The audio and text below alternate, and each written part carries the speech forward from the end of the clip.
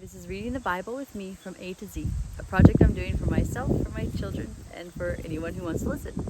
There's a certain power that comes with reading the Word out loud. It says in Romans 10:17 through 18, "Consequently, faith comes through hearing the message, and the message is heard through the Word about Christ. But I ask, did they not hear? Of course they did. Their voice has gone out into all the earth, their words to the ends of the world. Whoever has ears, let them hear." 1 Chronicles 12. These were the men who came to David at Ziklag, while he was banished from the presence of Saul, son of Kish.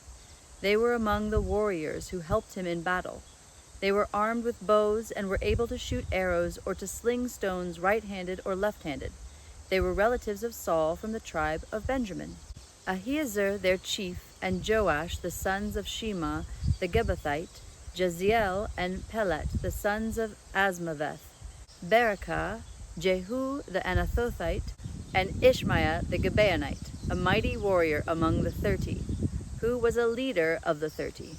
Jeremiah, Jahaziel, Johanan, Jozabad the Gederathite, Eluzai, Jeremoth, Beali, Shemarai, and Shephatiah the Haruphite, Elkanah, Isha, Azrael, Joezer, and Jashobim, the Korahites, and Joelah and Zebadiah, the sons of Jeroam from Gedor. Some Gadites defected to David at his stronghold in the wilderness. They were brave warriors, ready for battle and able to handle the shield and spear. Their faces were the faces of lions, and they were as swift as gazelles in the mountains. Ezer was the chief, Obadiah the second in command, Eliabab the third, Mishmannah the fourth, Jeremiah the fifth, Attai the sixth, Eliel the seventh, Johanan the eighth, Elzabad the ninth, Jeremiah the 10th, and Machbanai the 11th. These Gadites were army commanders. The least was a match for 100, and the greatest for 1,000. It was they who crossed the Jordan in the first month when it was overflowing all its banks. And they put to flight everyone living in the valleys, to the east and to the west. Other Benjamites and some men from Judah also came to David in his stronghold. David went out to meet them and said to them, "If you have come to me in peace to help me, I am ready for you to join me. But if you have come to betray me to my enemies when my hands are free from violence, may the God of our ancestors see it and judge you." Then the Spirit came on Amasai, chief of the 30, and he said, "We are yours, David. We are with you, son of Jesse. Success, success to you, and success to those who help you, for your God will help you." So David received them and made them leaders of his raiding bands. Some of the tribes of Manasseh defected to David when he went with the Philistines to fight against Saul. He and his men did not help the Philistines because, after consultation, their rulers sent him away. They said, "It will cost us our heads if he deserts to his master Saul." When David went to Ziklag, these were the men of Manasseh who defected to him: Adnah, Jozabad, Jediel, Michael, Jozabad, Elihu, and Zilethai, leaders of the units of 1,000 in Manasseh.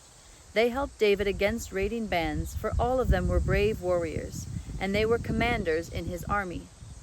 Day after day, men came to help David until he had a great army, like the army of God.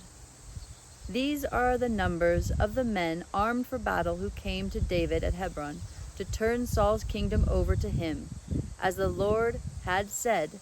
From Judah, carrying shield and spear, 6,800 armed for battle.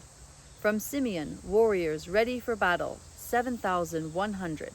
From Levi, 4,600, including Jehoiada, leader of the family of Aaron, with 3,700 men, and Zadok, a brave young warrior, with 22 officers from his family. From Benjamin, Saul's tribe, 3,000, most of whom had remained loyal to Saul's house until then. From Ephraim, brave warriors, famous in their own clans, 20,800. From half the tribe of Manasseh, designated by name to come and make David king, 18,000. From Issachar, men who understood the times and knew what Israel should do, 200 chiefs, with all their relatives under their command. From Zebulun, experienced soldiers prepared for battle, with every type of weapon to help David with undivided loyalty, 50,000. From Naphtali, 1,000 officers together with 37,000 men carrying shields and spears. From Dan, ready for battle, 28,600. From Asher, experienced soldiers prepared for battle, 40,000. And from east of the Jordan, from Reuben, Gad, and the half-tribe of Manasseh, armed with every type of weapon, 120,000. All these were fighting men who volunteered to serve in the ranks.